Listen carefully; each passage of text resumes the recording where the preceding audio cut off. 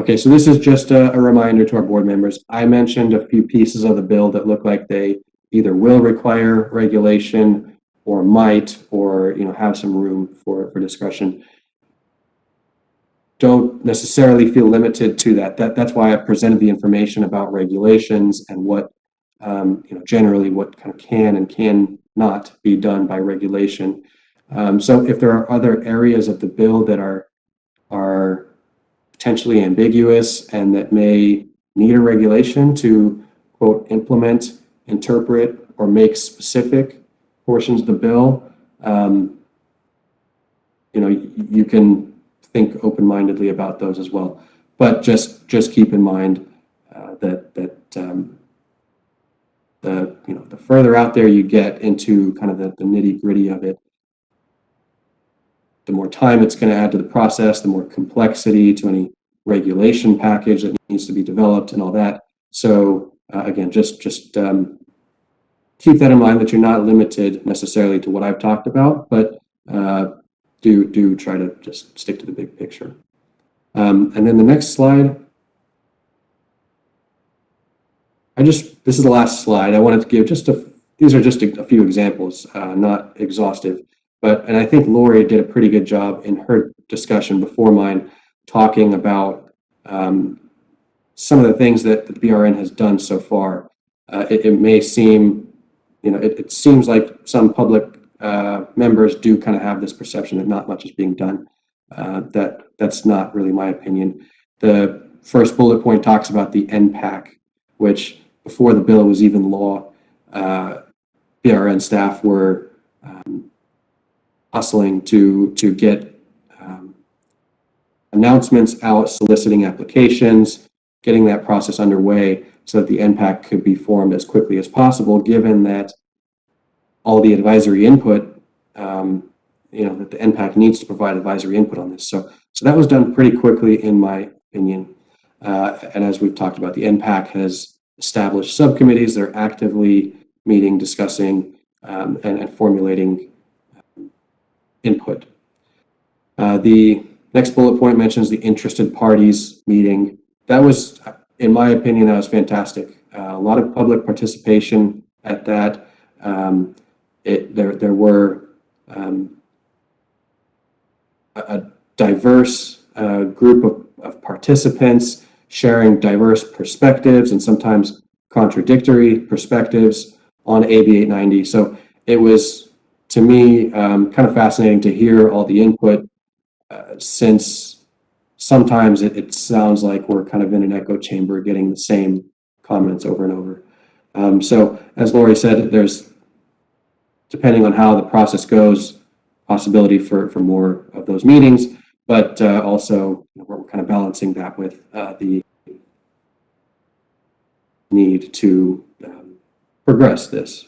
So, and then the third bullet point talks about OPES and what we're doing with OPES. OPES has already engaged subject matter experts, if I'm not mistaken. Lori will correct me if I'm wrong, I hope, but I believe OPES has already engaged the subject matter experts that are going to be providing input on the occupational analysis that OPES is required to do. So that process is already going. They've set up some workshops for these subject matter experts to start hammering this out. And so, so all of this takes time, even though, some folks would like us to snap our fingers and have it done.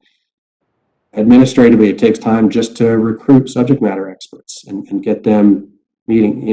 The meeting has to be scheduled out so people can have time to prepare and clear the schedules and all that. So it's all happening. I know maybe not as fast as some people like, but frankly, in my opinion, it is moving pretty rapidly. And I think we're, I want to commend staff and the board and our committee members for what they're doing. It has been a lot of work already, and we're still, with our foot on the gas pedal, moving ahead. So, and then the last bullet point, just, we are continuing to discuss this and work on it and receive input from stakeholders. I know both DCA, exec, staff and DCA staff, as well as BRN management and staff, are constantly engaging with stakeholders about this bill and receiving input. And so it is an ongoing process. I hope that presentation was helpful. I hope it also covered some information that you already know. I'm sure it did. It was not intended to, as I said, be all-encompassing of every granular detail of AB 890. So with that, I can turn it over to any board questions or comments. So this is Mary. I have a question. What about if the bill that's currently going through the process at 852, if that passes, how would that potentially impact this?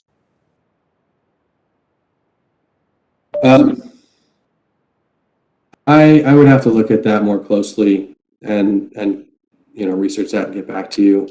I'm not really able to give you an answer at the top of my head right now. It's unless and until it is law, it's I think we keep moving forwards with the plan.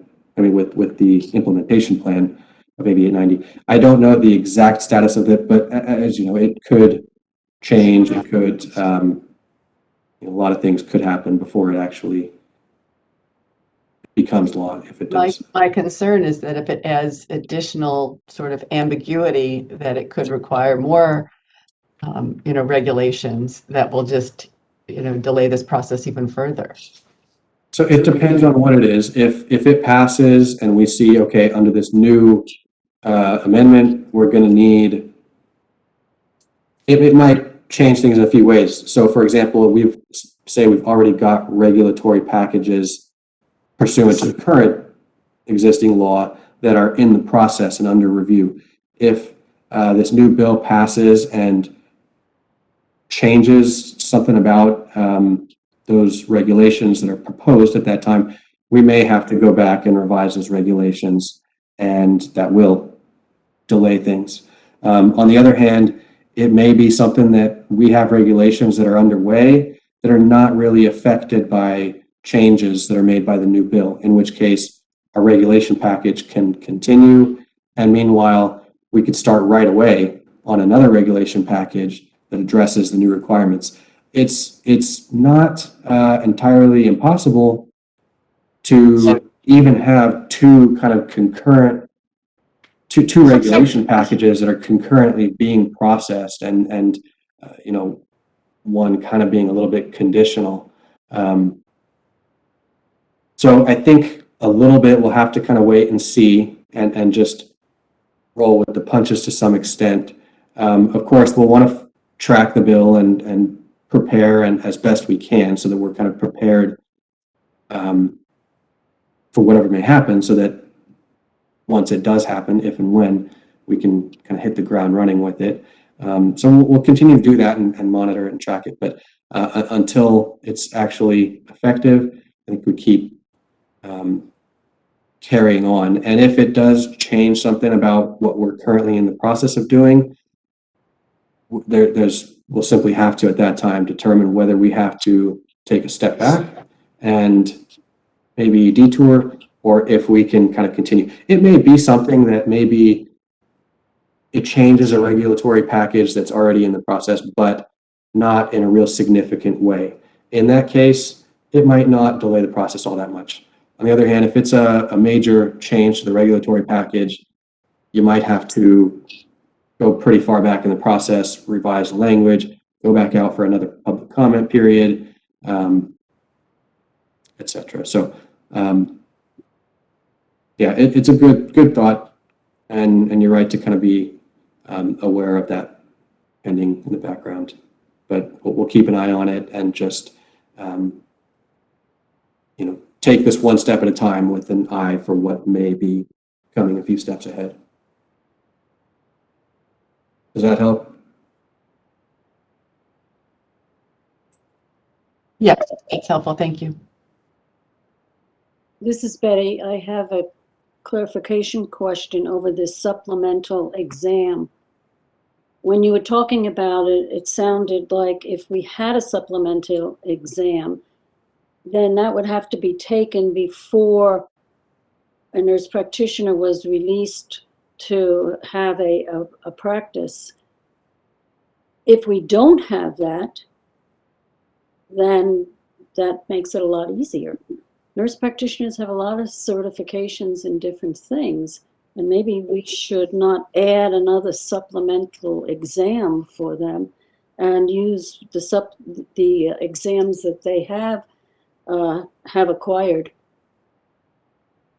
So that's the issue really, is looking at whether the exams that currently exist are sufficient. And frankly, OPES necessarily needs to go through that analysis even if all of the board members are kind of in agreement today that the national exam is fine. The statute says OPES needs to go through that occupational analysis and then assess based on the national exam versus the competencies that may be required for nurses practicing, for NPs practicing under Section 103 or 104. So I don't think you're going to be able to shortcut it, even if we kind of suspect now that the national exam is adequate. There was a public comment earlier I found kind of interesting. I forget the association. It was one of the medical associations suggesting that OPES work with a broader set of subject matter experts, given that the list of things that NPs will be doing under Section 103 and 104 are not the things that NPs were doing before under standardized procedures. I don't know how that kind of ties into, and first of all, in response to that comment, as I said, I think OPES has engaged subject matter experts, but that's something you can always reach out directly to them and see if that's an opportunity. But apart from that, yeah, that's just the issue. Is the national exam or exams adequate to test for what nurse practitioners will be doing under the authority that will be allowed?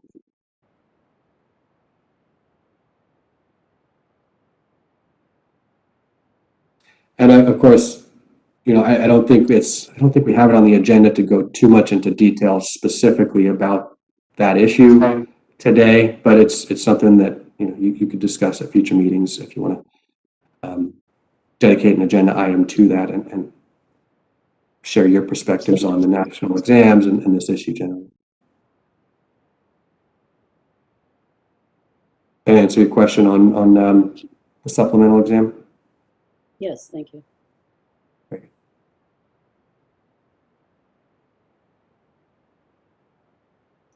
Any other questions or comments?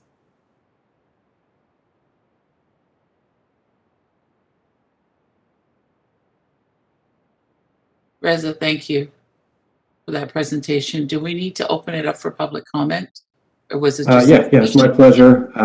Yeah, I do think we need to open it up to public comment. I will, give just a caution before we do. Folks, please share any thoughts and opinions you have. If you have questions, I will make note of them. You can suggest questions for the board or myself or staff to look into. I can't promise if you have questions that they will necessarily be responded to or addressed here and now today. So with that, I think we can turn it over. Okay. APRN moderator, can we open up for public comment, please? We will be opening for public comment now. I will be activating the question and answer feature. Please refer to the screen share for members of the public to see how they should type in their request for comment. I've activated the question and answer feature. Members of the public can indicate that they would like to make a comment by typing into the question box, "I would like to make a comment." Please remember, you will have 2 minutes to make your comments. I will not give a reminder as your time approaches. I do not want to interrupt you nor cause you to lose your train of thought. I will mute your microphone and inform you that your time has expired, and we'll move on to the next member of the public. I'll pause for a moment for members of the public to type in, "I would like to make a comment." Cynthia Yovanov would like to make a comment. 1 second, please. Go ahead, Ms. Jovina. Hi, thank you again for hearing me out. Riza, thank you for this PowerPoint.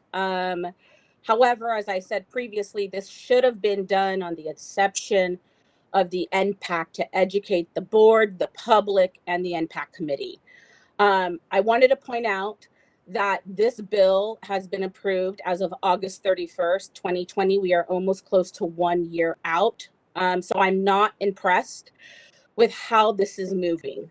In regards to your PowerPoint that states regulation and statute and the 3 provisions, I want to actually point out to the 3 topics: transition to practice, 103 and 104. Transition to practice to those 3 provisions points out wholly enabling, and that is where the board and the NPAC needs to decide what this transition is. This is where you guys discuss how you guys will implement this, and this is what we have been waiting for since the beginning, and nothing has occurred as of today. In regards to 103 and 104, it's self-executive. It is already stated in the bill, therefore, further translation and interpretation no longer needs to occur.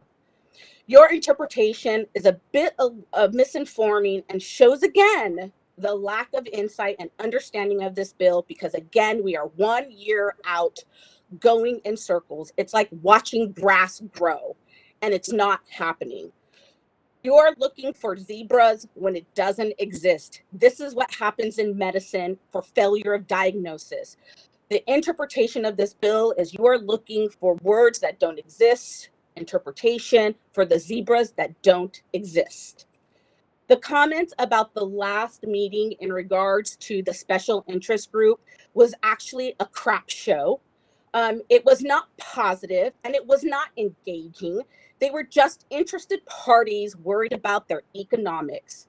It was disorganized, it was irrelevant, it was disappointing, and it was an echo chamber of just a bunch of physicians talking about how this affects their economics and not worried about the public.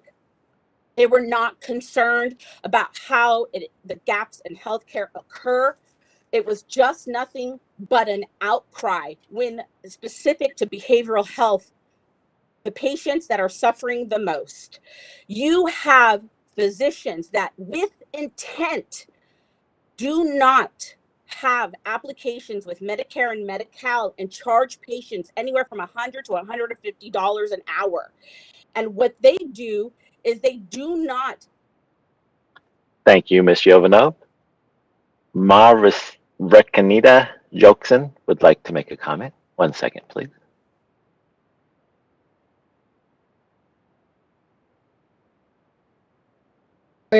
Actually, oh, Go ahead, Ms. Jokson. Go ahead. I don't want to make a comment really. I just want to know if it is in the website in the BRN, this AB presentation done by the legal counsel. Yes, it will be. It is Okay. now. Thank you. Thank you. Yes, this is Reza. What I'm going to do for right now, while the chat box is open, I think I can put a link. Okay, I can't. Never mind. I was trying to send a link, but it is on the BRN website. If you go to the page on our website that lists our meetings and the dates and provides the agendas and materials, it's right there under today's meeting. After today, you may have to click on archived meetings to go to meetings that took place in the past and find them there. But it is, yes.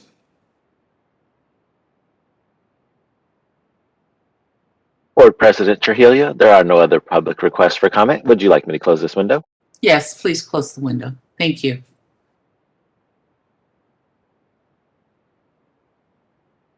Okay, moving on to item 5.5, Nurse Midwifery Advisory Committee and MAC updates. Thank you, Dolores. This is Lori, and I will give a presentation on the Nurse Midwifery Advisory Committee and their updates. So the Nurse Midwifery Advisory Committee has not met as many times as our NPAC has, but they have managed to do some significant movement. So they were established in statute at the very same time. with an implementation date of January 1, 2021. We did the same process starting in November, where we opened up applications for the advisory committee members, call to action, sent that out, gathered the applications, and then in December, the board voted to establish some subcommittees to review both the NPAC and the NMAC applications received, and then bring it back to board for appointing. The NMAC was established the same day that the NPAC was, in February. And then they also attended the board member orientation training that was offered in March. And then we did hold the very first NMAC meeting in the following month after that. At that meeting, the charter was developed and implemented, and the board then subsequently voted on the charter for the NMAC committee in the May board meeting. Since then, the NMAC meeting did hold a meeting yesterday where they adopted, as Reza mentioned here, the disciplinary guidelines and that process that our board currently uses for certified nurse midwives, for them to have the input in it. Also, because the disciplinary guidelines are going through an update right now through the regulatory process, they asked to have feedback on that and see if there was any individual call outs that they would need to do for the certified nurse midwife, or if a creation of a subsection for certified nurse midwives was required. We look forward to the input on that, I believe, during the next NMAC meeting, which would be scheduled in November, to see if they have anything specific to that. Additionally, they looked at the different sections that were updated with SB 1237. I believe it was sections 7, 8, 9, and 11. And they're going to break out into subcommittees very similar to what the NPAC did, to evaluate the need for regulations and or FAQs, to see what needs to be done to allow for the certified nurse midwife to practice with the updated scope of practice. With that, it was a good meeting yesterday. They did decide on the disciplinary guidelines, and so that was of benefit to our certified nurse midwives, so that we are now aware that we can continue with the process, and that we will have their committee input on that. Other than that, that's where we're at. We look forward to our next NMAC meeting, which will be scheduled in November prior to the board meeting, and I look forward to having more updates with that. And after the committee chair appoints the members to the subcommittees, along with the topics that they will be evaluating. Any questions? Any questions from the board or comments? Yeah, Lori, this is Mary. Does the NMAC have the same, the legislation have the same requirements for transition to practice and some of the things that are, no, it's different, huh? It's different. It is completely different. Yes. There is nothing that was written into SB 1237 that says the board must promulgate regulation or the board must opine on this or that. There was not an additional certification added. There was no like pathway to individual scope of practice or anything within that. Also, it is a very different bill, completely different with what has to be done with that, and has received yet not as much spotlight because it doesn't do a tremendous change. The certified nurse midwives have been practicing in a fairly independent manner prior to this, and we'll continue to kind of move forward that with some clarifications as to scope. And they are in the process of reviewing the sections regarding standardized procedures and various requirements. But they did have the support from ACOG prior to the passing of the bill. There was a lot of work done prior to it became law. And so we are meeting less frequent. It will be on an every 3 month basis, the same as NPAC. However, because NPAC is a focused bill, and we have had an additional meeting, we've had one more meeting for NPAC than we have for NMAC. And we have moved the NPAC further along and faster, specifically to the sections of 101, 103, and 104, where NMAC hasn't even set out onto dividing into subcommittees to address regulation or FAQs as of yet. Thank you. You're welcome.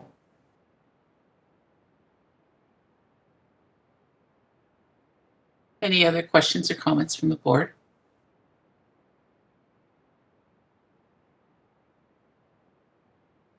And So- then, Dolores, this was information only, so you can go out to public comment. There is no vote that needs to be done. Okay, so BRN moderator, can we open it up for public comment?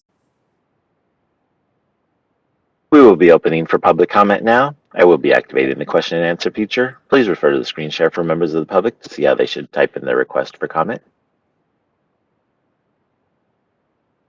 I've activated the question and answer feature. Members of the public can indicate that they would like to make a comment by typing into the question box, "I would like to make a comment." Please remember you will have 2 minutes to make your comments. I will not give a reminder as your time approaches. I do not want to interrupt you nor cause you to lose your train of thought. I will mute your microphone and inform you that your time has expired, and we'll move on to the next member of the public. I'll pause for a moment for members of the public to type in, "I would like to make a comment."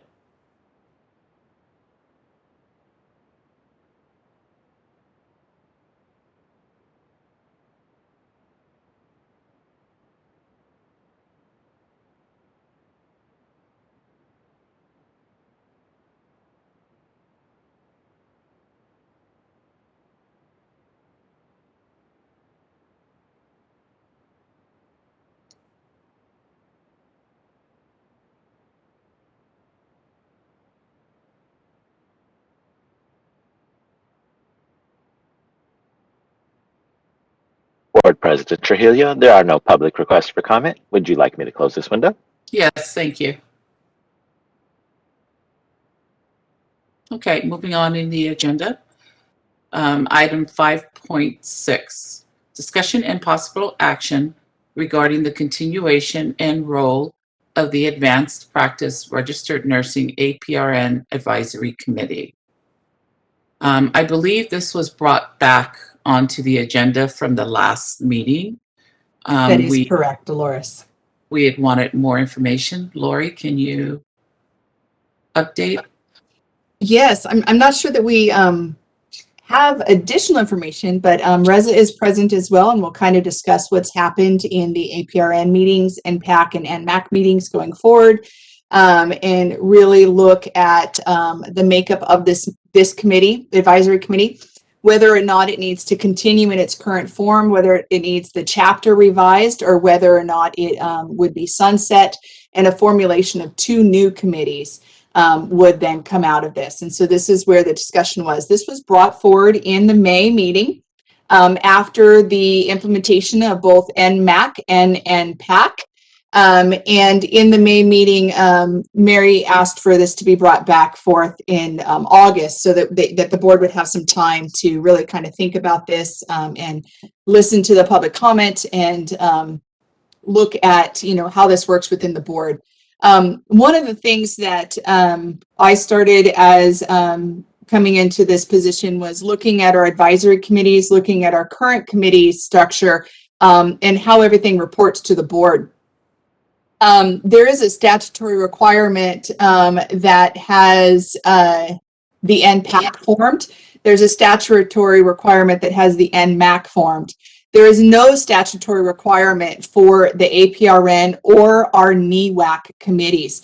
Therefore, on an annual basis, my plan is to bring forward any advisory committees that are not in statute, to bring them forward to the board, to have discussions about whether or not they're still serving in the role that they need to be serving in, or whether or not there is so many revisions that would need to happen with that. I do not want to see that our advisory committees become stagnant and no longer serving the needs of our stakeholders and our board.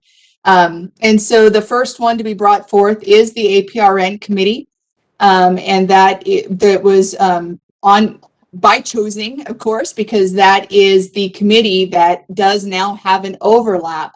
The advisory committee says that they are here to provide recommendations to the board on issues involving advanced practice. And advanced practice registered nurses, for clarification, are the nurse practitioner, the certified nurse midwife, the the clinical nurse specialist, and the certified registered nurse anesthetist. I know that in the May committee meeting, there was some conversation and discussion about whether nurse managers, nurse administrators, and such needed to be involved in our advanced practice registered nurse group. And to provide additional clarification on that is these four are the committees, are the licensees and the certificates that we have jurisdiction over, which is why we would only have an advisory committee on these specific APRNs, because if we were to have advisory committee on other APRNs, we don't hold the jurisdiction over them for licensing, regulation, or such. Those would be handled by outside entities. So with that, I did include in the agenda item summary the Business Professions Code for 2837.102 that established the NPAC committee. I did include 2746.2, which is the statute in Business Profession Code that establishes the NMAC committee. And then consistent with the board's strategic planning and the desire to ensure that all stakeholders' voices are heard and given equal consideration for better informed policy, review statutes and regulations, advocate for updates as appropriate to ensure currency, and that they are based on evidence and practice. I really felt that this was, again, a reason that we bring this committee forward. That was previously passed by the board earlier in this meeting, and that was one of the specific statements, was to ensure that there was equal consideration, all stakeholders, and that they review the statutes and regulations. Right now, if you were to look at the makeup of the APRN committee, it is mostly nurse practitioners. There are 2 CNMs, 2 CRNSs, and 2 CRNAs, at full staffing of that advanced practice advisory committee. So we could address this and separate it into 4 groups, so that the CNS is consistent with the NPAC and the NMAC, and that the CRNA is consistent with the NPAC and the NMAC, to allow for truly equal representation of each of the advanced practice roles. That allows them to look at our board advisories, to provide input into those, allows us to look and see if there's FAQs. It also allows them to do a deep dive into our regulations that could use some updating. And so that would really be the benefit of that. If the APRN continues as is, there has been conversation with the chair and the vice chair whether or not to kind of decrease the possible overlaps of not having a lot of work in that committee on NPAC and NMAC related issues. And then the other idea is that if we did continue with the APRN group, that we would make it a CNS or a CRNA focus. So that they could handle that. And that would then include revising the chapter, passing that through the board, and then also maybe changing up the committee member structure to allow for more CNSs and more CRNAs. Right now it's limited to 2 and 2. And as what you see with the NMAC and the NPAC committees, there are 4 and nurse practitioners, and there are 4 nurse midwives. And it allows for a more robust conversation with those numbers increased. And so that might be something that we would consider if we kept the current structure of the APRN, is to increase the membership to maybe remove or decrease the NP, remove or decrease the CNM so there's no overlap, and then increase the memberships of both CNSs and CRNAs. So I'm here for questions. Reza is available as well. And I would like to open this up to board comment. So, Lori, this is Dolores. What items have moved out of committee for the APRN versus NPAC? Or what items have just moved out of committee for the APRN? The last committee, they did vote on some FAQs that they would like to be adding to our website. They have submitted them. They will be going through legal review and added and updated to our website, specific with some discussions around some of the new updates. There was confusion around that when that occurred because some of the FAQs were related to CNM practice. And we wanted to make sure that if that was needed, it would go in front of the NMAC committee. But with it being an FAQ, it does not require any board action. And therefore, we made the decision in the committee to just put it to board staff for review and not having to go through the NMAC committee. And so they are addressing some items. They are moving it, but there is some overlaps. And so they're being cautious. Lori, this is Mary. Have there been requests from either the clinical nurse specialist or the nurse anesthetist for their own advisory committee? There have been. I have spoken with some representatives for CRNAs, and they stated that they would like their own committee. Their concern was expanding the membership to include a public member and physician membership, because they were just concerned that it would then mirror exactly what is NPAC and NMAC.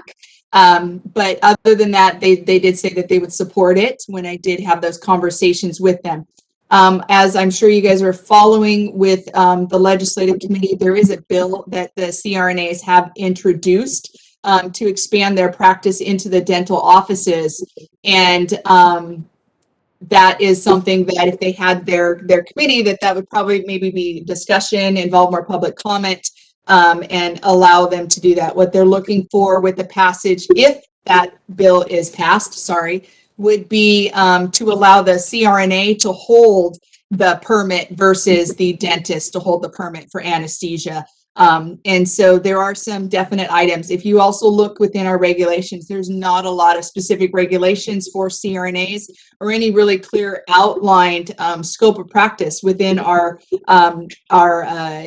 Nurse Practice Act specific to CRNAs. What the CRNA operates under right now is 2725, which is the RN scope of practice. They do not have any expanded privileges as clearly defined in the NPAC, in the Nurse Practitioner, in the Nurse Practice Act. There we go. And so what they do is they go under the administrative of medications, right? Where you could administer any medication through any route as long as you're competent. Having the additional training as a CRNA, they are able to deliver a lot of those anesthetic type medications and manage the patient in that manner. And none from the CNSs? I have some minimal conversations and stuff with CNSs. Again, they don't have as much of a vocal group as the CRNAs do when they're reaching out to the board. I have had some individual CNSs reach out to me and say that they support this. But again, it's minimal. CNSs, what the individual ones, they weren't part of a greater group. Have expressed that in other states, they have the ability to prescribe and furnish. CNSs do not have a furnishing ability within California, and they would like to open that up for conversation. And that has not been a focus, as you guys are aware. If you go back and look through the previous APRN meetings, which are on our website, the primary focus in the past few years were the nurse practitioner and the nurse midwife. And so there have been some individual CNSs that have reached out to say that they would like to see an expanded scope of practice, and that they too would like to have some furnishing rights and expanded scope to match the other out-of-state or other state jurisdictions that they have. But that's the extent. Again, the CRNA group I did speak with. I have not spoke with a group of CNSs, just individual CNSs. And my last question, I hope, is that is there a need? It seems to me that the APRN committee could perhaps fill a need for to provide advice on things that would impact all APRNs as opposed to each specialty individually. What are your thoughts around that? I have lots of thoughts around that. We do see that the APRN could serve in that manner. There are other ways that that can be managed as well, because as Reza had talked about was the magnet key. And so what we see as an issue with that is members of the APRN committee participating in public comment for the implementation of the 890 through the NPAC. Members of the APRN committee participating in public comment when looking at implementation of SB 1237 with the NMAC.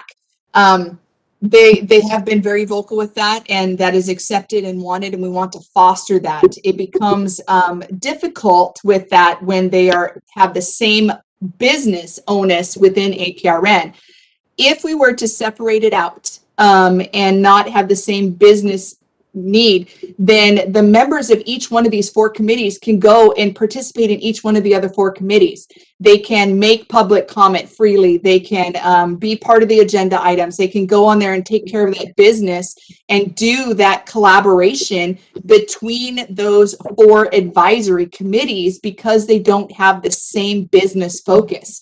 So if the CNS says, hey, there's something going on that's identical to the nurse practitioner, I want to, as a CNS committee, go in and be part of the NPAC committee, provide public comment, be there and interact, and maybe even do an agenda item where they're noticed to participate in that. We can absolutely facilitate that because it is a different scope and a different business that they're opining on. And so again, to make it less muddy, to make it more clearly defined, it would not take away the cohesiveness. It would not take away that collaboration, but may further kind of support that by allowing them without violation to be able to have those conversations with the various committees. Thank you. This is Reza. You're welcome.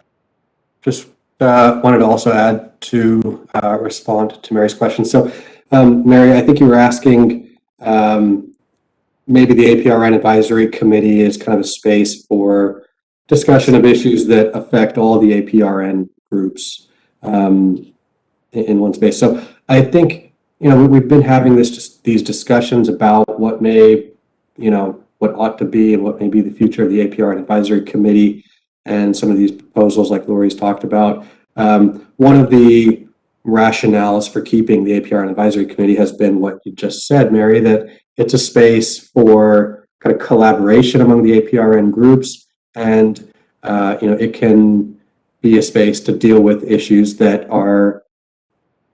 affect multiple APRN groups. That's what's been said. The reality, from what I've seen in my experience with the board and that particular committee, is that the issues that they've been taking up are singularly focused either on NPs or on nurse midwives. I could be forgetting something off the top of my head, and hopefully Lori will correct me if I'm wrong, but I haven't seen kind of that what you're describing, the dealing with issues that affect all the practitioners across the board. It really has been focusing on individual issues that affect one APRN group or another, and that's where we've been running into just this messiness that we already have an NP group focusing on that. We've already got a midwife group focusing on that. So yeah, that overlap has been problematic, and I really haven't seen a lot of, again, unless I'm forgetting something off the top of my head, I haven't seen those types of issues, and maybe those issues are kind of more few and far between, especially when you've got kind of the 800-pound gorilla that is AB 890 that is taking, kind of sucking up all the air right now. There hasn't been, from my limited experience, that type of kind of collaborative discussion about issues that really ought to be dealt with in kind of that collaborative way. Now, if we were to go a different direction with that advisory committee or replace it with a couple of separate advisory committees, I think there is, as I said and as Lori just reminded you, I think there are ways that we can facilitate that kind of collaboration when it's needed by having an agenda item that identifies that the members of this other advisory committee are going to be making a presentation or part of this discussion.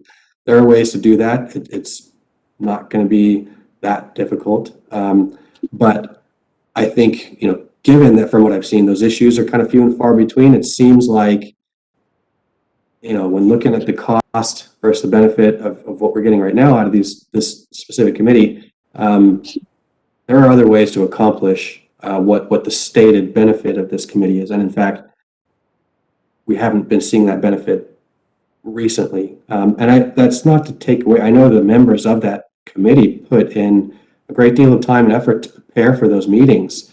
And, so I'm not trying to, I totally appreciate what they do, and I don't want to take anything away from that. But, the flip side, there's a lot of time and work that goes in on the staff side, and we're ramping up the numbers of committees, seems like constantly. And so a lot of time goes into preparing for these meetings, getting the agenda together, getting the materials together. And it seems like every time we turn around, there's another meeting to prepare for. And it has been just kind of troublesome as to, how do we kind of deal with this overlap. And the argument to keep the APRN committee, it makes sense to me, and it is what you just said, Mary, but in reality, in practice, I haven't been seeing that actually kind of manifest. And then additionally, Reza, I'll chime in here. The other thing that we're looking at is making the board committees much more robust. So right now we have the nurse practice committee that typically when we see that it comes on agenda item, it is to approve the out-of-state nurse practitioner programs. That committee is responsible for much, much more than that. On our board website, it has the onus where it looks at all of practice that affects both nursing and advanced practice nursing. And so what I would see to be an appropriate location to do the collaboration would be in our board committee, the nurse practice committee, to have all four of these subcommittees for CNS, CRNA, CNMs, and NPs to report out through the practice committee, and then with our board member, with the practice committee and the liaison there, then to have any robust discussion that would look at the collaboration of all four of them to see if there is any practice that needs to come from that. And so we would still have a committee that is already formed and already going, and we would in fact develop that committee much more to really meet what our board intended for that committee.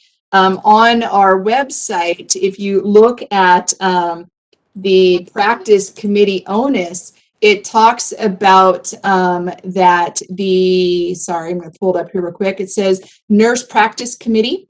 It advises the board on matters related to nursing practice, including common nursing practice and advanced practice issues related to nurse midwife, nurse anesthetist, clinical nurse specialist, and nurse practitioner practice. The committee also reviews staff responses to proposed regulation changes that may affect nursing practice. So we have an established committee that does exactly what the APRN is tasked to complete, that is within our board.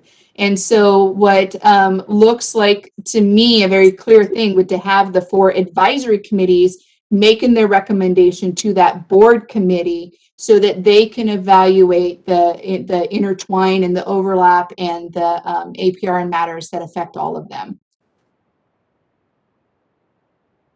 Lori, this is Betty Woods. Have we heard anything from the chair or the co-chair of the APRN advisory committee, either Mitch Erickson or Garrett? Have they? We have both about this, and they are not happy with this. That this is not something that they are in line with. But as Reza has talked about clearly, and we're backing up, especially even with our strategic plan and looking at overlaps and leaning our process, is changes do need to be made to move things forward and to really kind of clearly define this. And so just so that you are aware, Betty, in public comment last May, it was clear that they were opposed by this, and I'm sure that we will hear that again in public comment as well, that they are opposed with this. But again, from a business point, when I'm looking at the makeup of our current committees, the nurse practice committee has the onus of looking at common nursing practice and advanced practice issues. And that onus comes from what was laid out in that chapter. And so it does not make sense for us when we're looking at board resources, when we're looking at the money and time spent, and we're looking at the equitable representation of all 4 groups, to have a committee that serves the same purpose. And so to separate it out into the 4 APRN groups, reporting out through nurse practice so that nurse practice can opine on the common nursing practice issues. My assessment was that would be a better way to do that. Cost saving, time saving for staff, and support the establishment of what was already there with the nurse practice committee, and then open it up to have a voice for CNSs and CRNAs. Well, currently, I, as the chair of the Nursing Practice Committee, I've gone to these meetings or listened to these meetings, as on July 22nd when they had the APRN Advisory Committee meeting. I go to them, but nobody brings to the Nursing Practice Committee, nobody brings issues forward. I go because I'm interested, and I feel that as the chair, I need to have a sense of what's going on, but nothing ever is brought directly to our committee. So how do you see that happening?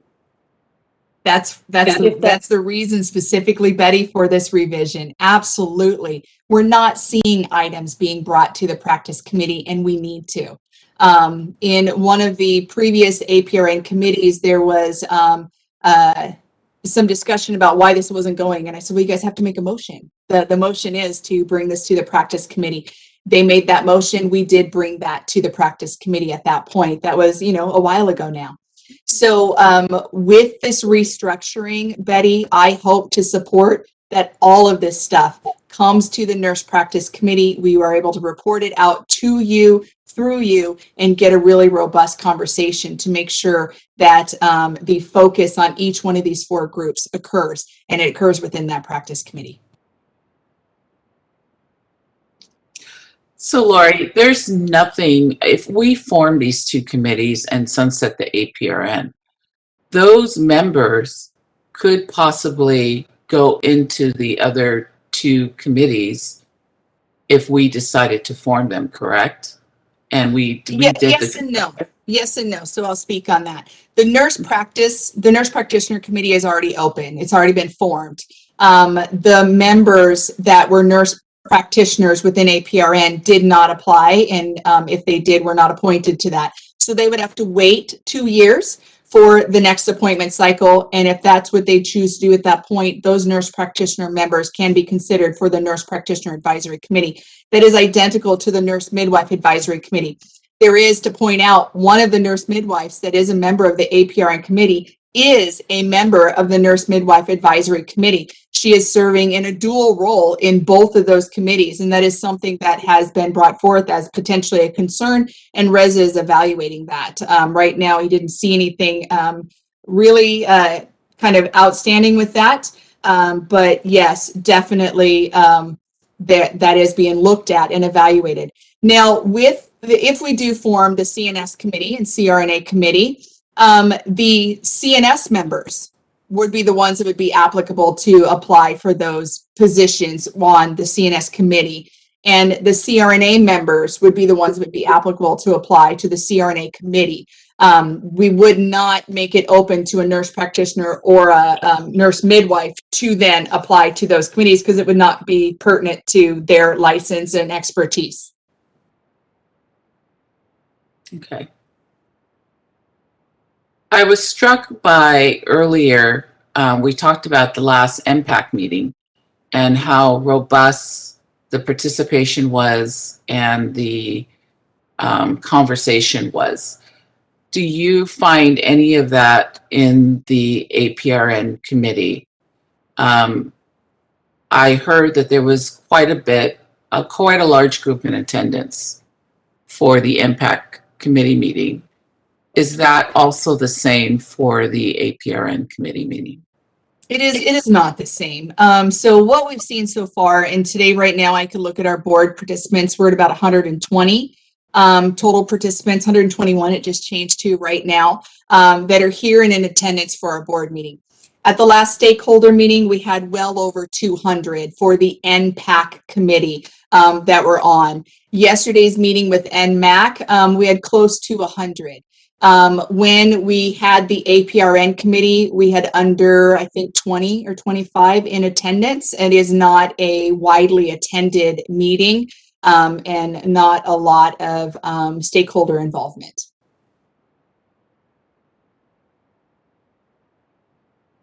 Again, one of the reasons why we were looking at our processes and how we can better serve, how we can better use the time of our board staff, our resources. So it was not a random selection. It definitely a lot of thought and a lot of data into it to make this suggestion to the board. Any other questions or comments from board members? How many members are on the APRN committee right now?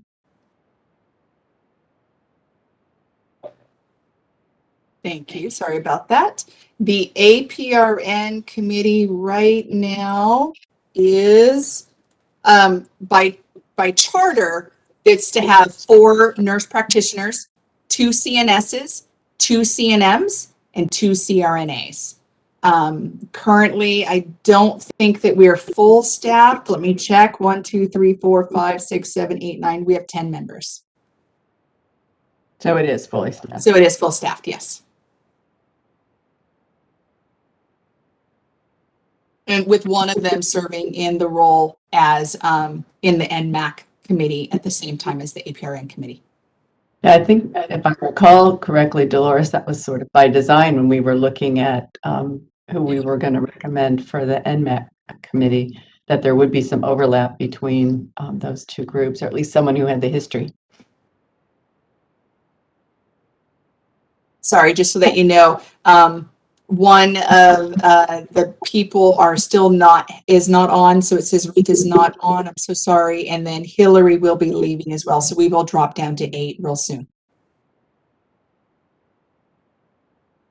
I really want I to think one of the questions that the APRN Advisory Committee recently had on the agenda was whether to fill those 2 vacancies, if I remember correctly. And of course, this issue that we're talking about now is pretty important on that. Right. I really would like to Yes. hear what the public has to say about this. Sure. Do we need to make a motion before opening up for public comment? Reza? Not necessarily. Okay. All right. Vera, can we open it up for public comment? I'm sorry, Reza, what were you going to say? Oh, I was just going to suggest to members of the public, this is your opportunity to provide public comment on this issue, so you may anticipate the motions that the board might possibly make and make your comment accordingly.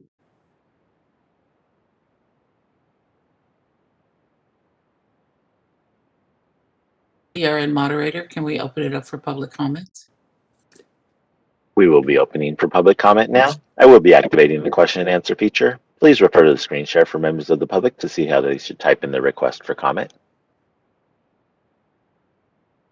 I've activated the question and answer feature. Members of the public can indicate that they would like to make a comment by typing into the question box, "I would like to make a comment." Please remember, you will have 2 minutes to make your comments. I want to give a reminder as your time approaches. I do not want to interrupt you nor cause you to lose your train of thought. I will mute your microphone and inform you that your time has expired, and we'll move on to the next member of the public. I'll pause for a moment for members of the public to type in, "I would like to make a comment."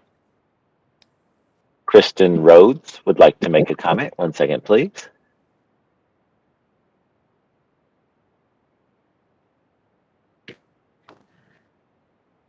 Go ahead, Ms. Rhodes. Hi, good morning. Can you hear me? Yes, ma'am. Thank you. Hi, I'm Kristen Rose. I'm an APRN from California for over 21 years. And my concern about dividing the committee is that it feels like a divide and conquer, and we have such similarities in regards to legislation. And in all respect to Ms. Woods, it feels like anytime stuff has been brought to the Nurse Practice Committee, it doesn't bring the attention to the advanced practice, specifically to the nurse practitioners. I don't see why a committee couldn't be an APRN committee with subcommittees with the focus of the specialties, because a lot of it with legislation is something that overlaps. And I just feel like if you divide them all up, either one, it's going to be a lot of work for BRN, but two, it's just another way for certain physician groups to start squashing our ability. And there's a reason that AB 890 was supported to get this committee, because whatever's been happening at the BRN for the last 10, 15 years, it's not addressing the issues we keep coming into in regard to NP practice. Thank you. Thank you, Ms. This Rose. is Reza. Sorry, just real quick, I want to interject a quick comment. I appreciate that comment. Just we get a lot of comments about the physician groups and other stakeholders besides our licensees having a say. It seems like those comments kind of are afraid of other stakeholders getting a say in what the BRN policy ends up being. I just want to clarify for the board members that it's important to have perspectives of other stakeholders. We don't represent, per se, our licensees. We represent the public, and our highest mission by statute is public protection. We're not the Association for RNs or NPs. We advocate for public protection. So the comments that kind of seem to indicate that physicians should not be part of this or have a say, or that other stakeholders shouldn't have a say, that's frankly, I would counter that pretty strongly, that the board needs to have all stakeholder perspectives, whether they be our licensees or other licensees or public. And in fact, you can see that quite plainly by the fact that the legislature put a requirement that our Nurse Practitioner Advisory Committee and our Nurse Midwifery Advisory Committee have physicians on those committees, so that those committees get different stakeholder viewpoints. If the concern is physicians coming into our advisory committees and taking over, and frankly, I don't know that will happen. I don't think that ought to be a front and center concern as far as board members are thinking about it, because you need to think about every policy decision with an open mind, considering all stakeholder viewpoints. Again, keeping in mind that our mission is public protection, not industry advancements or anything like that. Thank you. My comment is not to imply to remove any physician oversight. It's just the way that it approaches and where we have a commonality. Thank you. Thank you. Thank you, Ms. Rhodes. Cynthia Yovanov would like to make a comment. 1 second, please. Hi, this is Cynthia again. Hi, Go ahead. this is Cynthia. Thank you, Kristen, for those comments. And thank you, Riza, for pointing out the importance to have perspective of all stakeholders in regards to the APRN board based on the agenda item. Reasons to dismantle is perceived as a threat to all APRNs. They do function cohesively, and they represent all full scope of practice of all APRNs. The only reason why AB 890 was initially discussed was because there was no NPAC initially. However, in moving forward, they have discussed national level inquiries that includes issues with the CARES Act, hospice, as well as home health care, as well as language surrounding Medicare and Medi-Cal billing opportunities. In regards to these practices, this is going to be essential for our full practice authority. Dismantling the APRN is perceived with intent as to isolate as well as alienate, and it appears quite hostile by obvious representatives of the board. In regards to keeping this APRN board it shows true representation of all of us. I do, however, agree with the recommendation of having a CNS board and a CRNA because their scope is definitely different from the NPs. But having an APRN board that addresses national level issues is important because the BRN does not address this, nor is it in their scope to address it. I would also like to point out that I personally do not have faith in the NPAC committee based on how far we have not gotten through the system to purposely move AB 890, nor do I have any faith in legal counsel to carry out their fiduciary responsibility. Thank you, Mary Fagan, for addressing the needs and keeping the APRN, as well as Elizabeth Woods for addressing that the APRN body does address issues that are not brought into the NPAC. Thank you. Thank you, Ms. Jovino. Lisa Erickson would like to make a comment. 1 second, please.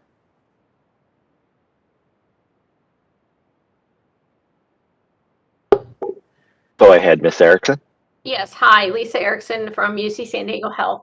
I would support the removal of the APRN Council and creating a separate CRNA type council that all of these issues can be addressed through uniquely. Yes, there is some overlap, and at times I think this is where the different committees can collaborate together. But at the same time, there are issues that are pertinent to each subspecialty that often get lost in the shuffle. I can also say that I am also disappointed by NPAC in general in regards to our lack of progress with the last couple meetings that I've attended. Thank you. Thank you, Ms. Erickson. Judy Corliss would like to make a comment. 1 second, please. Oh, good afternoon. Go ahead. Good afternoon. This is Judy Corliss, and I'm a former BRN member, and I want to thank all of you for the great input that you have given. And I have to say that I do agree with having all sides represented. And as working in the pediatric realm for over 30 years, I know that the nurse practitioners do listen to physician input in their daily practice. And having come from CHOC, Children's Hospital in Orange County, and various other entities here in the South, I think that input from both sides and on the CMA also needs to have nurse practitioners involved with them. I do sit on their council for the California Medical Association as a nurse. I'm probably, there's only 2 of us that are on that council. So I think back and forth input is really necessary. And I would like to see that continue on these committees. It's really helpful. It's not meant to be derogatory towards nurse practitioners or towards physicians. So I hope that we do keep that open on these committees. Thank you so much. Thank you, Ms. Corliss.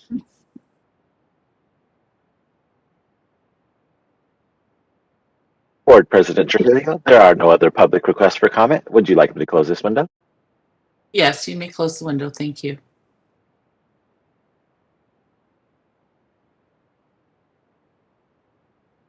So are there any other questions or comments from the board? Reza, I have a question for you. Is it possible for us to keep the APRN committee but revise the charter so as to make it clear that their responsibility is to advise on issues that affect all APRNs? Yeah, I think that is possible, and to kind of carve out, their consideration, exclude their consideration of things that are unique, specific to one APRN group. Now, I will say a couple things. One, first of all, I think, like for example, AB 890. That's pretty specific to nurse practitioners. I think in some abstract way, somebody could probably say, oh, well, that affects all the APRN groups. In that case, you'd have to get pretty abstract, but there are probably examples of things where it's pretty obvious that it's relating to one APRN group and not the broader, set entirely. But some may say, well, that impacts everybody, so it should be in the APRN Advisory Committee. So, that'll be something to kind of deal with and have clear boundaries and enforce and stick to those boundaries. The other thing, in short, to answer your question, yes, I think that is possible. But kind of getting back to what I was saying, I believe, my personal opinion, others may disagree and probably do, these issues that folks keep saying, there are issues that come up that affect all of them, and somebody mentioned legislation, for example. I think those issues are fewer and further in between than the issues that pertain to one group or another. So far, that's what I've been seeing is kind of those discrete issues that would make more sense for a singly focused APRN, an NP committee or an NMAC or an advisory committee that focuses on one profession. Consider that type of thing. Most of what I've seen is that kind of narrow focus. It's not the broader, all the APRN groups need to look at this together and weigh in together kind of thing. So yes, you could do that. You could have the APRN Advisory Committee continue to exist in a modified form so that it doesn't encroach into NMAC and NPAC's jurisdiction, and that it truly focuses on issues of kind of common concern to APRNs. I could be wrong because I'm not a subject matter expert or a nurse or anything, but I don't know how often you're going to have issues like that come up. At least of pretty significant importance that it'll justify having a standing committee that meets every so often, 3-4 times a year. Well, when there are other ways to deal with issues that are of common concern to the APRN groups. I just also am concerned, even though we're saying that the NMAC and the NPAC are supposed to deal with all things related to their practice of their discipline, that especially the NPAC is going to be so involved in 890 that I can imagine it would be very, very difficult for them to have much energy to address anything outside of that at this time. So my gut would be to try to keep the APRN committee with a charter change that says your focus needs to be on things that affect all, as well as those who don't currently have a voice. So the CNSs and the CRNAs, until if they do end up establishing an advisory committee of their own. I don't know how others feel about that. On that, I have to ask you because, sorry, bear with me here. I hear what you're saying, and you're absolutely right that the Nurse Practitioner Advisory Committee, especially right now, has a lot on its plate and a lot to deal with, and a lot of pressure on it to make those things happen quickly. So I get that, you're saying maybe they have limited bandwidth and maybe can't take on other things. And so there's some usefulness to having an APRN advisory committee to kind of pick up some of that slack and be able to advise on nurse practitioner stuff that NPAC can't really take on. I get that. That's, I've considered that. I think other people have made that point before, but I don't really know how to reconcile that with the text of the statute that says the NPAC shall advise and make recommendations to the board on all matters relating to nurse practitioners. So I'm not sure if you have in mind maybe APRN Advisory Committee taking on something that deals with nurse practitioners and then sending that through the NPAC, because I don't think you can have APRN Advisory Committee take on something that relates to nurse practitioners, even if NPAC's not dealing with it at that time, and not have NPAC involved at all. That's the only kind of scenario that I don't think we can really assign other advisory committees to take on nurse practitioner related issues and not have that issue eventually go through NPAC. Did that make sense? To provide additional clarification when you were talking about the charter of the Advanced Practice Committee, I will read what is currently in place for them. And it says, Advanced Practice Committee. The purpose of the Advanced Practice Committee is to provide recommendations to the board on issues involving advanced practice. Advanced practice registered nurses are nurse practitioners, nurse anesthetists, nurse midwives, and clinical nurse specialists.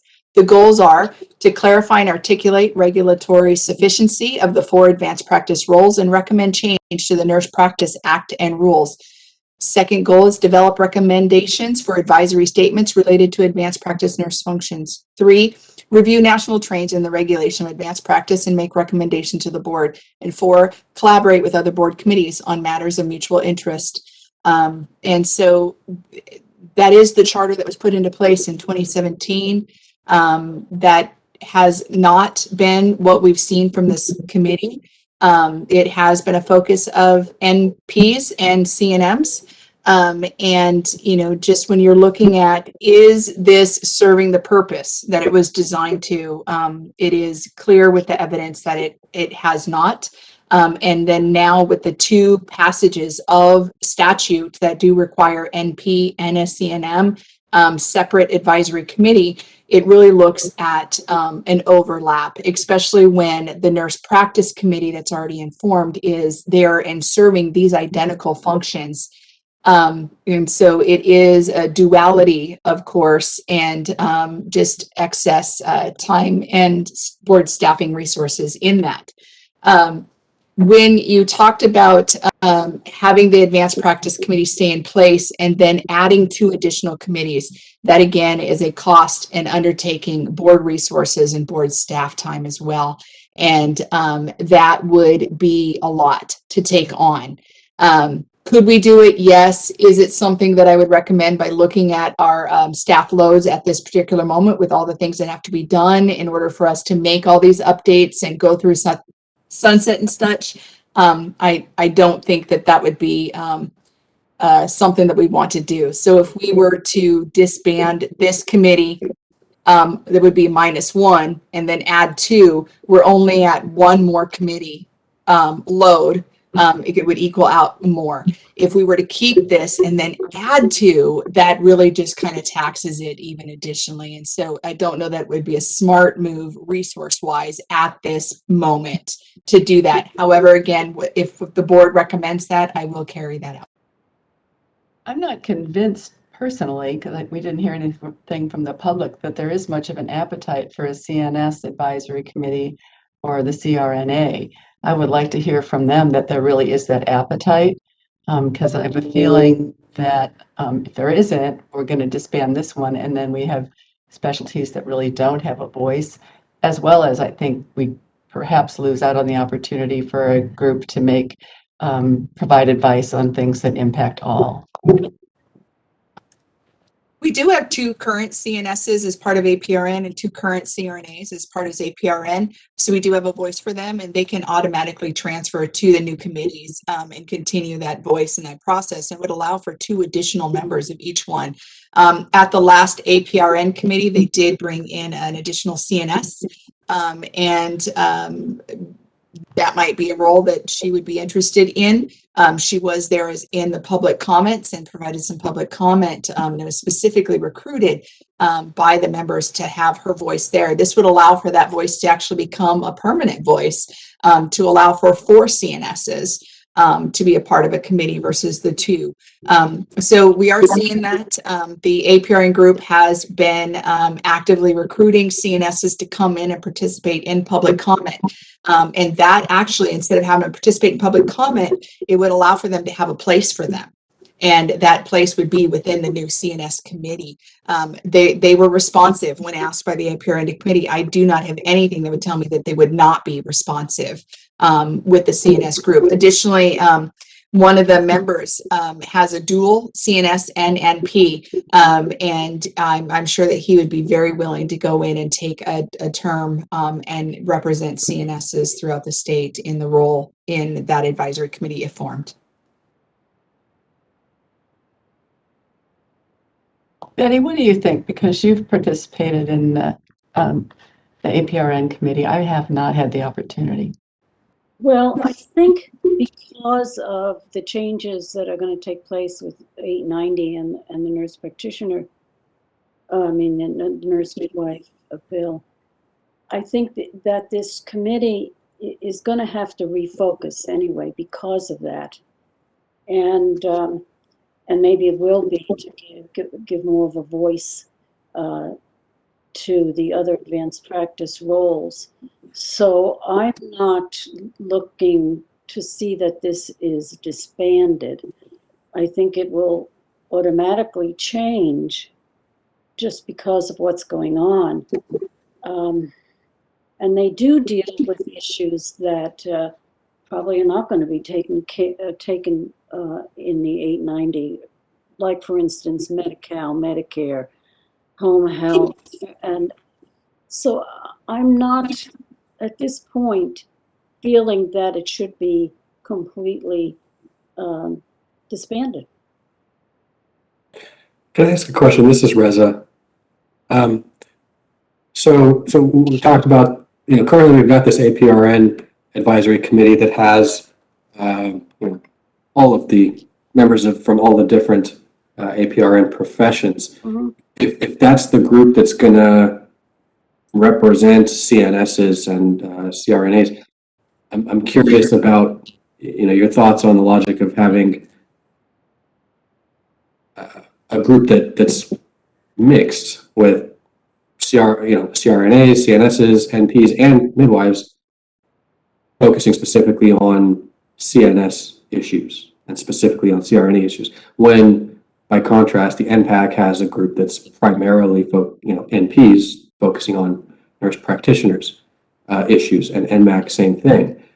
Those advisory committees, they do have a physician and public member, but they don't have CRNAs and CNSs and the other APRN group on it. So I'm curious, and I'm not saying it's a bad idea, but do you kind of, are you okay with that, a mixed group, and then those CRNAs and CNSs kind of being their only voice, being this kind of collective group that Well, personally, probably at least 3/4 of it is not CRNAs, CNSs? as an advanced practice nurse, I listen into those meetings, and I find them quite useful, because I think the whole idea of advanced practice nursing, that we all have to know our roles within there, and that has helped me. Listening in on that group really has helped me as an advanced practice nurse understand the other roles a bit better. So it's my personal take on it.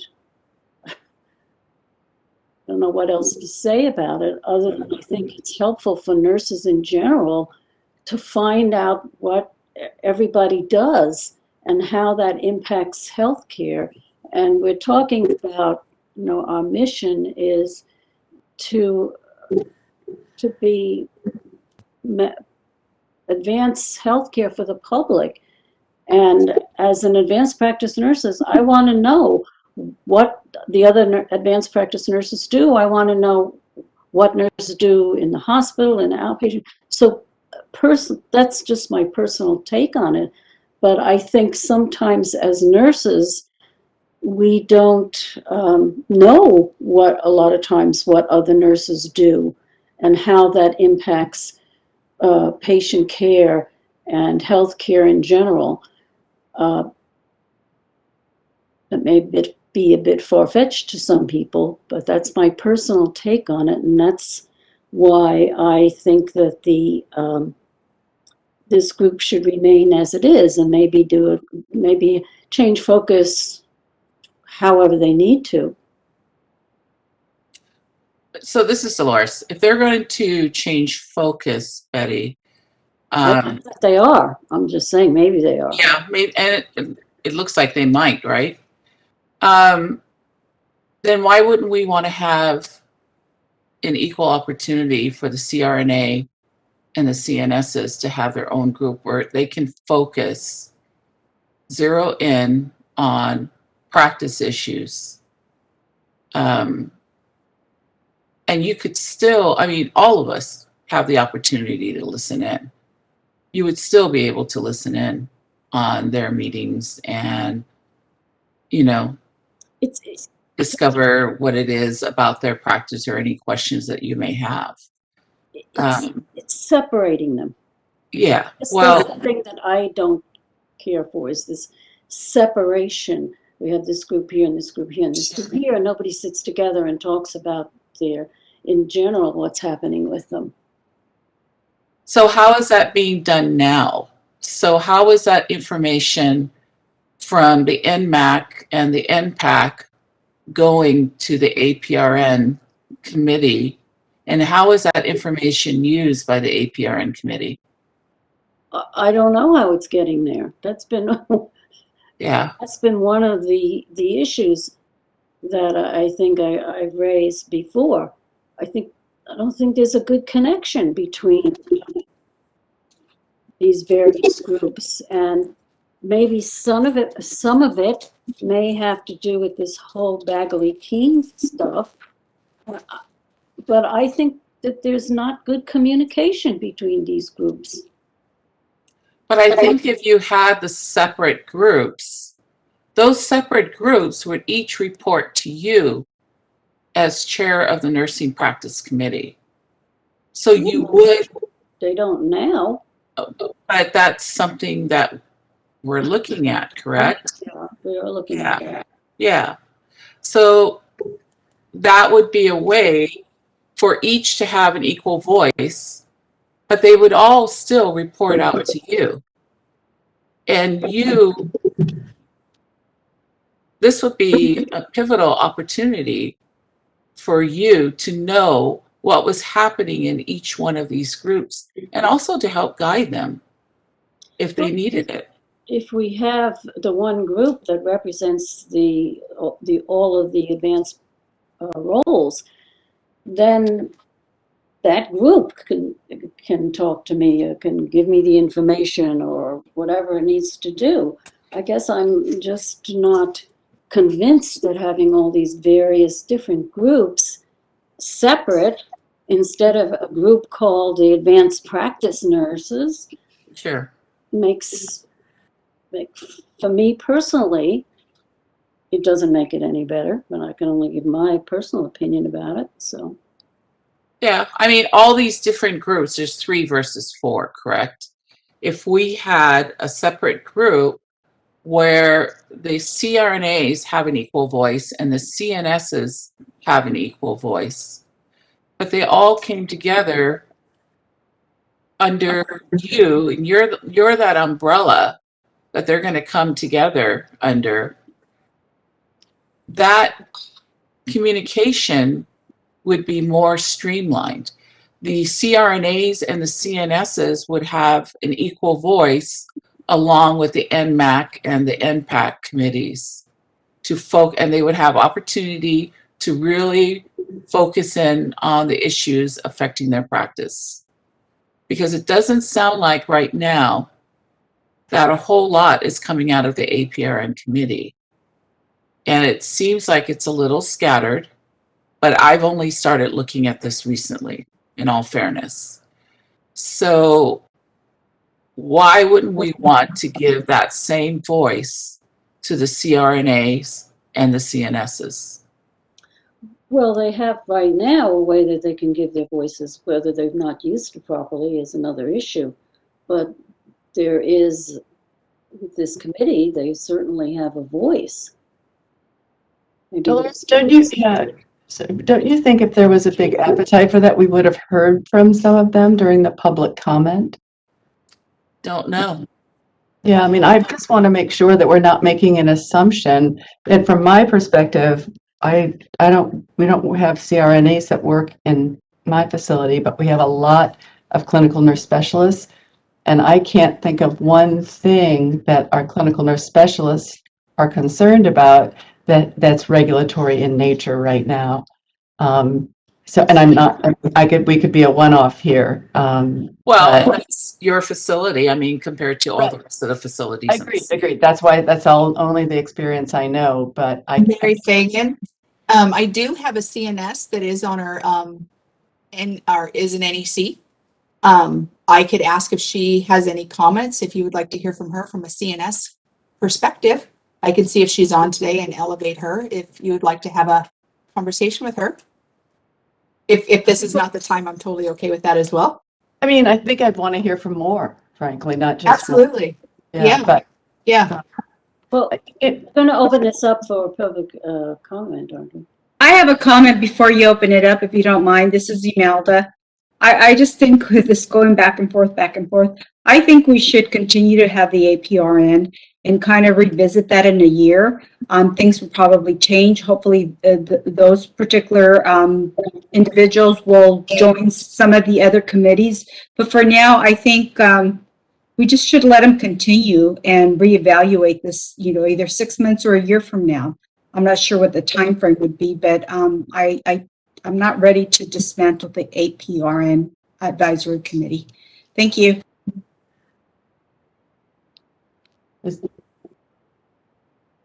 Shall we make is it okay to make a motion? One more thing I want to interject really quick, just so you guys know the process with this. So we were tasked with doing an annual review. So this would be the annual review for the APRN committee. And I would present this information to our DCA director for approval or not approval. So in statute, there is a section that does require that the committees get DCA director approval. I can take this recommendation forward, but I want to be under clear transparency based on business need and all that kind of stuff and everything that's been shared with her during this meeting, and we'll go out in meeting minutes and such. She may choose not to support that meeting, not to support the continuation of APRN. If that does happen, I will let you guys know. I'll bring it back as a board agenda item and let you know that that was the decision. But I want to make sure that everybody is perfectly clear that this is the recommendation. And so 2710.5 Business Professions Code said the board, with the permission of the director of the Department of Consumer Affairs, may form advisory committees to advise the board on implementation of this chapter. I will, whatever your motion is, I will put it forth to our DC director and we will get a final decision from her, and I will take your recommendation to her for consideration, and then she will have to look at it as a business avenue on whether or not this is something that we continue and support with the opinion and recommendation of the board members. So we're taking a vote, but our vote is not going to mean anything? Is that what you're saying? Your vote does mean a lot. It's the board recommendation. It's the board vote and the board request. But we do have, because this is members of the advisory committee shall be entitled to a per diem and expense as provided in section 103. It is in our business and profession code under the Nurse Practice Act, then 2710.5, that the board, with permission of the director of the Department of Consumer Affairs. So we have to have the permission.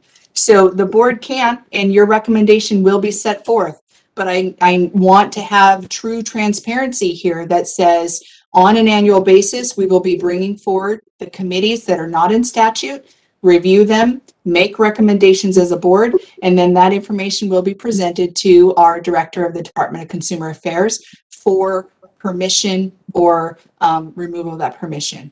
So this is just a step in the process. So your vote will go forward, and then I will follow up and provide you back with the additional information at the next board meeting on what is decided by DC if they've had the chance to do that by then. I see.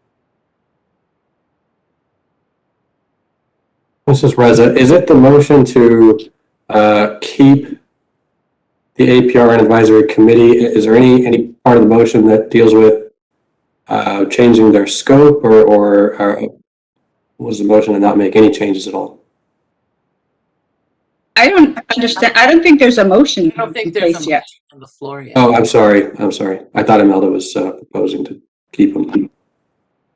I think it was Mary that was getting ready to. Yeah, I mean, I would like to, I just want to know process-wise, if we do propose a motion that says we keep them, but make sure the focus is on things relating to all nurse practitioners and CRNAs and CNSs until the time that they potentially would have their own. What's the process after that for changing the charter? Does that then mean, what does that mean? I mean, I would imagine board staff would take a look and make changes accordingly. With this committee, I don't know that I've seen something that is titled Charter of the APRN Advisory Committee. I've looked, the committee has shared documents from the formation of the committee, which consisted of like an agenda item summary from a meeting several years ago, but there wasn't like a formal, there was a document that kind of laid out what the scope of the committee would be and all that. So, and Lori may have more history on this, but I think that was part of meeting materials. And so I don't know whether we necessarily would go back and revise that document or just make it known, and it would be part of our meeting minutes here, that that committee is directed to focus on whatever you decide. Well, then I would make a motion that we maintain the APRN committee and with the message to them that we want to make sure they focus on things that impact all, as well as the voice of those who are not currently represented. This is Imelda Ceja-Betkowitz. I will second your motion. So just to make sure I understand, so the APRN Advisory Committee would continue.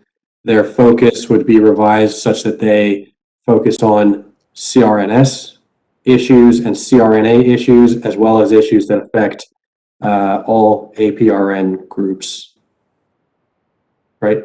Yeah.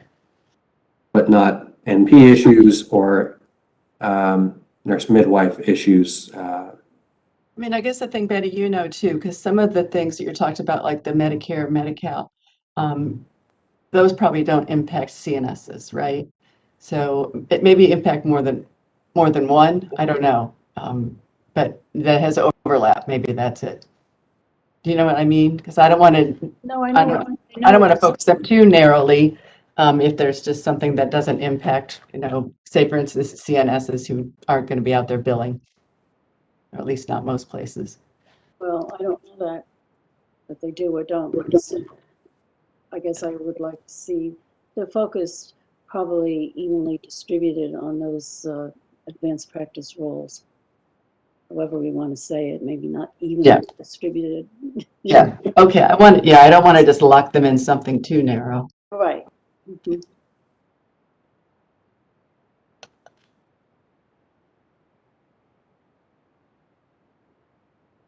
So we have a motion on the floor and we have a second. Any other board comments or questions?